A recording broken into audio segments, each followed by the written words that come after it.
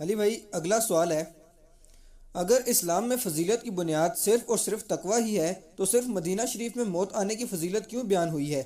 ان دونوں باتوں میں کھلا تضاد نظر آتا ہے، جس کی وضاحت علی بھائی سے درکار ہے۔ شکریہ۔ یہ تضاد اس لیے میرے بھائی آپ کو نظر آتا ہے کہ آپ لوگوں کو دین آدھا بتایا گیا ہے۔ ایبسولوٹلی رول تو یہی ہے جو سورہ الحجرات میں ہے، ان اکرمکم عند اللہ اتقاکم، بے شک اللہ کے نزدیک تم میں سب سے بڑھ کر عزت والا وہ ہے جو تقوی والا ہے۔ یہ جنرل رول ہے، لیکن کچھ چیزیں اسپیسیفائی بھی ہیں اس کو ڈیٹم مانتے ہوئے۔ مثلا اگر میں آپ سے پوچھوں کہ خانہ کعبہ اللہ کا گھر ہے کہ نہیں، جی ہے۔ تو یہ جو ہمارے محلے میں مسجدیں ہیں یہ کس کے گھر ہیں؟ اللہ کے۔ تو اگر یہ اللہ کا گھر ہے اور وہ بھی اللہ کا گھر ہے تو نماز پڑھنے میں ثواب کا فرق کیوں ہے اتنا زیادہ؟ اس لیے کہ اللہ تعالیٰ نے اسے ڈیفائن کیا ہے کہ وہ اللہ تعالیٰ نے اسپیسیفکلی اس جگہ کو زیادہ اہمیت دی ہے ایز کمپیئر ٹو باقی مساجد کے۔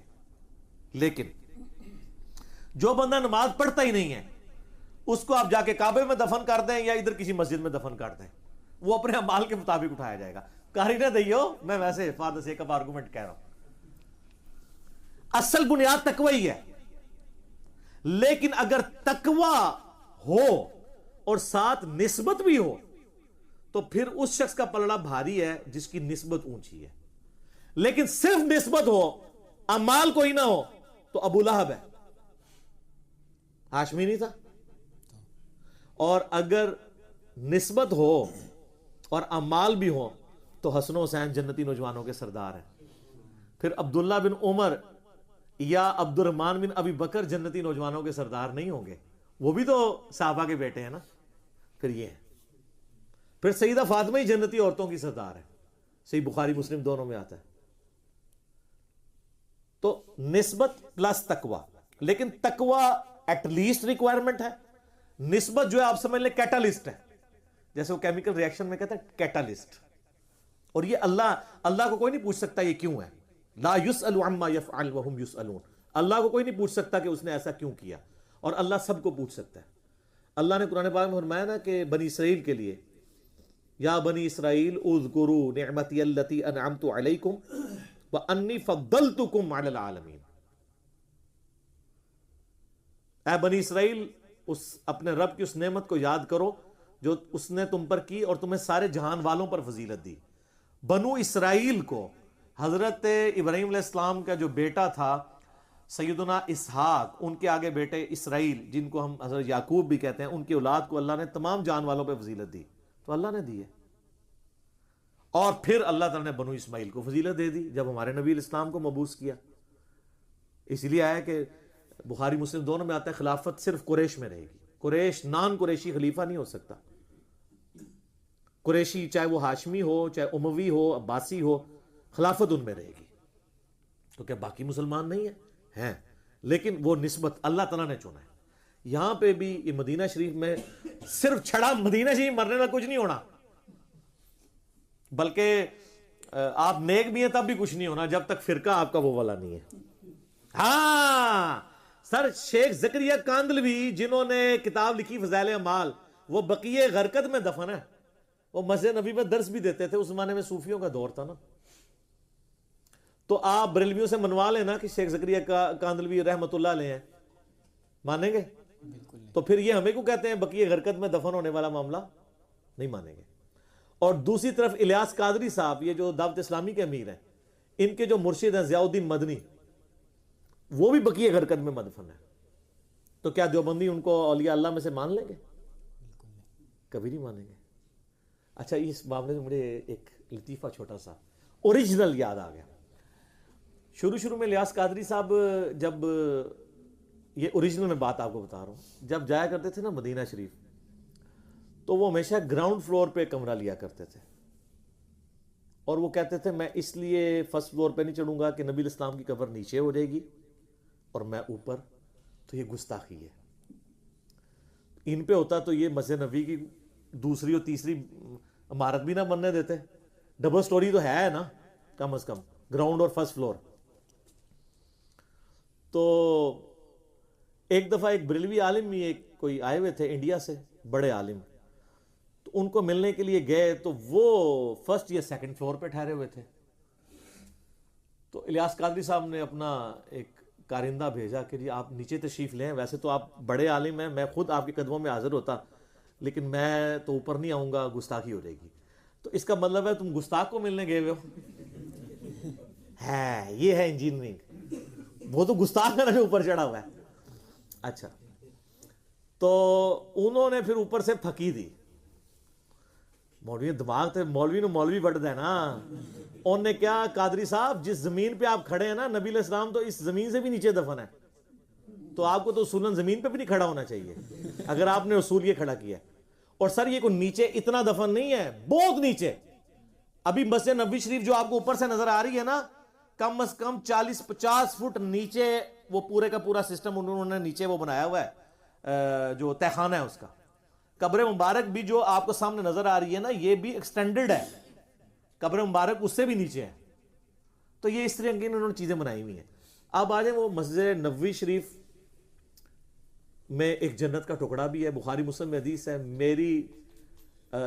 میرے گھر سے میرے ممبر تک جنت کا ٹکڑا ہے, جس میں امام بخاری نے باب باندھا ہے ریاض الجنہ کے اوپر, اور اس میں انہوں نے لکھا ہے قبر رسول سے ممبر رسول جنت کا ٹکڑا ہے.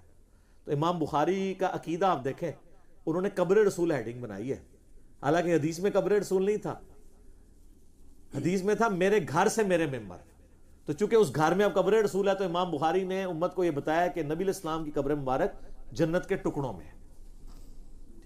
تو وہ تو بہت فضیلت والی جگہ ہے. باقی جو بقیہ غرقت سامنے جو قبرستان ہے وہ بھی فضیلت والا ہے. صحیح مسلم میں حدیث ہے, جو شخص مدینے کے مصائب اور تکلیفوں پہ صبر کرے, قیامت والے دن میں اس کی شفاعت کروں گا. اور جامعہ ترمذی میں حدیث ہے, تم میں سے جس شخص سے ہو سکے تو مدینے میں مرے, جو مدینے میں مرے گا میں اس کی شفاعت کروں گا. یعنی مراد ہے مدینہ چھوڑ کے نہ جائے. اس لیے آپ دیکھیں کتنے بڑے بڑے اصحاب ہیں, بہت کچھ ہوا ہے, انہوں نے مدینہ شریف نہیں چھوڑا. پھر بخاری مسلم میں آتا ہے قرب قیامت میں دجال جو ہے مدینے میں داخل نہیں ہوگا. مدینے کے 7 دروازے ہوں گے, ہر دروازے پہ 2 فرشتے ہوں گے جو دجال کو اندر انٹر نہیں ہونے دیں گے. تو یہ مدینہ شریف کی ایک فضیلت تو ہے. پھر بخاری مسلم میں حدیث ہے, نبی علیہ السلام نے کہا, اے اللہ, ابراہیم خلیل اللہ نے مکے کو حرم بنایا تھا, میں مدینے کو حرم بناتا ہوں, یعنی اللہ کے اذن سے. اے اللہ, مدینے کی محبت ہمارے دل میں مکے کی طرح کر, بلکہ اس سے بھی زیادہ کر دے. اے اللہ, مدینے کے مد میں, مدینے کے سا میں, یعنی میجرمنٹ کے جو انسٹرومنٹس تھے, جس طرح ہمارے لیٹرز اور کلو گرامز ہیں, اس میں برکت عطا فرما. اور صحیح بخاری میں ہے, سیدنا عمر کہا کرتے تھے, اے اللہ, یہ دعا کیا کرتے تھے, اے اللہ مجھے مدینے میں موت دینا اور شہادت کی موت دینا.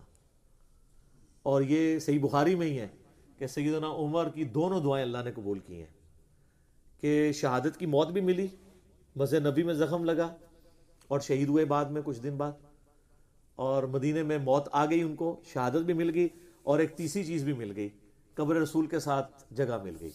وہ بھی صحیح بخاری میں آتا ہے کہ جب سیدنا عمر کو زخم لگا, آپ کا معدہ کٹ گیا اور مسلسل جو کھاتے تھے وہ نکل جاتا تھا, آپ کو یہ یقین ہو گیا کہ اب میں نہیں بچوں گا.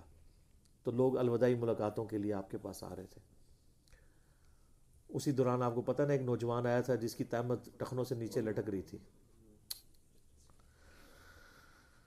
جب وہ واپس جانے لگا, آپ نے کہا کہ اے نوجوان, اپنی تہمت کو ٹخنوں سے اوپر کر دے, یہ تیرے لیے اللہ کے حضور خوشنودی کا باعث بھی ہے, اور تیرے کپڑے بھی پاک رہیں گے اس سے. اور پھر فرمایا کہ اگر اللہ تعالیٰ میری نیکیوں کے بدلے میں مجھے برابر بھی چھوڑ دے تو میرے لیے یہی کافی ہے. حالانکہ کتنا کچھ اسلام کے لیے کیا. تو اسی حدیث میں آتا ہے کہ عبداللہ بن عمر سے کہا سیدنا عمر نے کہ ام المومنین سیدہ عائشہ کے پاس جاؤ اور ان سے کہو کہ عمر ابن خطاب سلام عرض کرتا ہے, یہ نہ کہنا کہ امیر المومنین, میں اب تمہارا امیر المومنین نہیں ہوں. یعنی ہو سکتا ہے کہ میری اس اول الامر منکم کے تحت وہ میرا حکم مان لے کہ چونکہ میں امیر المومنین ہوں. تم نے کہنا عمر بن خطاب چاہتا ہے کہ اپنے 2 ساتھیوں کے ساتھ دفن ہو. تو ابن عمر گئے, اما عائشہ نے کہا کہ میں نے تو یہ جگہ اپنے لیے رکھی ہوئی تھی, البتہ آج میں عمر کو اپنے پہ ترجیح دیتی ہوں. تو واپس آئے تو عبداللہ بن عمر نے پوچھا، جب سیدنا عمر نے پوچھا کہ عبداللہ کیا جواب ملا، انہوں نے کہا کہ اماں نے اجازت دے دی ہے دفن ہونے کے لیے حجرے میں. تو آپ نے فرمایا کہ جب میں مر جاؤں نا تو ایک دفعہ پھر جا کے اماں عائشہ سے پوچھنا ہے، ہو سکتا ہے میرے روب کی وجہ سے اجازت دے دی ہو. اگر اجازت دے دی تو ٹھیک، ورنہ مجھے مسلمانوں کے قبرستان میں دفنا دینا بقیع غرقد میں. تو بہرحال وہ آج 7 دفن ہے، آپ دیکھ لیں. ہم صلاۃ والسلام بھی عرض کرتے ہیں کتنی خوش نصیبی ہے، ورنہ کس نے حضرت ابوبکر عمر کی قبر پہ جانا تھا اگر روضہ شریف میں 7 دفن نہ ہوتے. وہ نبی علیہ السلام کی برکت سے وہ بھی انجوائے کر رہے ہیں، اتنے لوگوں کی سلامتیاں ان کو پہنچ رہی ہیں. خیر وہ نہ بھی ہوتی، نماز میں تو ہم پڑھ ہی رہے ہیں نا، السلام علینا وعلی عباد اللہ الصالحین. بخاری مسلم کے الفاظ ہیں کہ زمین و اسمان میں ہر نیک بندے تک اللہ تمہارا سلام پہنچا دے گا جب تم پڑھو گے. وہ تو پہنچ رہا ہے، لیکن 7 جنت کے ٹکڑے میں دفن ہونا یہ بہت بڑی فضیلت ہے. اور یہ فضیلت اتنی بڑی فضیلت ہے کہ قیامت والے دن نبی علیہ السلام کے ساتھ وہ قبر سے نکلیں گے. یہ دیکھیں نا کہاں تک فضیلت جا رہی ہے یہ چیز. تو مدینہ شریف میں دفن ہونے کی انہوں نے خواہش کا اظہار کیا، لیکن ہمارے لوگوں کو یہ چیزیں ہضم نہیں ہوتی ہیں. کہانیاں بڑے ذوق و شوق سے سناتے ہیں، اور کہانی آپ کو یہ سناتے ہیں کہ جی وہ کنڈی کھل گئی تھی جی حضرت ابوبکر کے لیے. اور یہ جلال الدین سیوطی صاحب جو امت کے ساتھ یہ یعنی کر کے گئے ہیں نا اپنی کتابوں میں اس قسم کے واقعات لکھ کے، پچھلے جو ہیں وہ خصائص الکبریٰ انہوں نے کتاب لکھی ہے، امت کے لیے مصیبت بنی ہوئی ہے. جو جعلی جھوٹی روایتیں اس میں جمع کی ہوئی ہیں، صحیح بھی ہیں لیکن جعلی بھی بہت ساری ہیں. یہ انہوں نے ہی نقل کیا ہوا کہ جی وہ سیدنا ابوبکر نے کہا میری میت کو، بلکہ وہ سید مولا علی کے اوپر لگائی ہوئی ہے تہمت کہ مولا علی سے حضرت ابوبکر نے نزا کے عالم میں کہا کہ میری لاش کو لے جانا، اگر روضہ شریف کی وہ دروازہ کھل گیا تو دفنا دینا. تو کہتے ہیں یہ کنڈی کھل گئی، تالا کھل گیا، اندر سے آواز آئی حبیب کو حبیب سے ملا دو. میں یہ پوچھتا ہوں کہ یہ پریسیڈنٹ اگر سیٹ تھا تو عبداللہ بن عمر کو اما عائشہ کے پاس بھیجنے کی کیا ضرورت تھی حضرت عمر کو؟ چلے بھیج بھی دیا تھا تو کہتے ہیں کہ میری لاش کو نا وفات کے بعد اما عائشہ سے اجازت نہ لینا، قبر رسول سے اجازت لے لینا. اگر کنڈی ایک بار پہلے بھی کھلی ہے، میں بھی پکا یار ہاں، میری کو کچی یاری تو نہیں، میرے لیے بھی کھل جائے گی. لیکن سر یہ تھی حدیث، وہ تھی کہانی. پھر ہم کیوں نہ کہیں کہ کتابوں کا خدا اور ہے اور بابوں کا خدا اور. یہ صحیح بخاری میں حدیث ہے 3700 صحیح بخاری میں نے کربلا والے ریسرچ پیپر میں بھی ڈالی ہوئی ہے سیدنا عمر کی شہادت کے کانٹیکسٹ میں. اور جب ہم یہ باتیں کرتے ہیں کہتے ہیں یہ دیکھیں جی یہ تو فضیلت کا انکار کرتے ہیں. تو سیدنا عمر نے کیوں فضیلت کا انکار کیا آپ کی ڈاکٹرن میں؟ ان کو بھی کہنا چاہیے تھا بھی ابو بکر کے لیے بھی کھلی تھی پہلے کنڈی، میرے لیے بھی کھل جائے گی. کیونکہ وہ بخاری مسلم میں حدیث ہے نا کہ سیدنا عمر کی میت رکھی ہوئی تھی. تو عبداللہ ابن عباس کہتے ہیں میرے پیچھے ایک شخص آیا، اس نے میری کندھے پہ یوں کونی رکھی اور رحمک اللہ، اس نے سیدنا عمر کی میت پہ کہا اللہ تجھ پر رحم فرمائے. میں نے بارہا رسول اللہ سے سنا تھا میں ابو بکر اور عمر فلاں جگہ گئے، میں ابو بکر اور عمر داخل ہوئے، میں ابو بکر اور عمر وہاں سے نکلے.